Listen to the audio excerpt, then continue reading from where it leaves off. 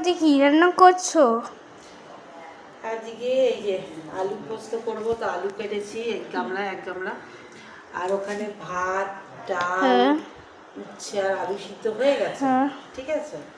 আর এই যে এবার আলু পোস্তটা করছি। আর হ্যাঁ এই যে দাঁড়া, নিম পাতা এই যেখানে নিম বেগুন ভাজবো। কালকে বাবা এক গাদা নিম পাতা এনেছে। এইটা এই গরমে তো নিম পাতা খাওয়া ভালো।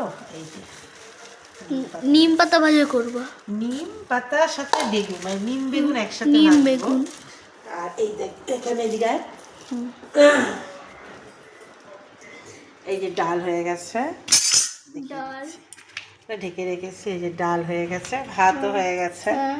আর এই যে একটু চুনো মাছ নিয়েছি, এই যে এখানে চুনো মাছ নিয়েছি। ঠিক আছে, হ্যাঁ তারপর তো দেখে নিলে আর রান্না বান্না হয়ে যায়। আমি একটু দেখে নেবো। ঠিক আছে। আর আজকে একটু মাছ নিয়েছিলাম, মাছ নিয়ে রেখে দিয়েছি ফ্রিজে। কালকে দাদার পরীক্ষা আছে, তো কালকে আমার স্কুলে যাওয়ার আছে। কালকেরটা সব গুছিয়ে গেছি, রেখেছি। আজকে একটুখানি হয়েছে রান্না, বাকিটা এটা রান্নাটা হলে আমি একবার দেখিয়ে দেবো। ও আবার কালকে মাংসও রয়েছে, তোরা দাদা দুপুরে হয়ে যাবে। হ্যাঁ ঠিক আছে, তো আলু পোস্তটা, নিম পাতা ভাজাটা এখন বাকি রয়েছে। ঠিক আছে, তো বাকিটা হলে আমি একটু দেখিয়ে দেবো তোমাদেরকে। বাই। হ্যাঁ।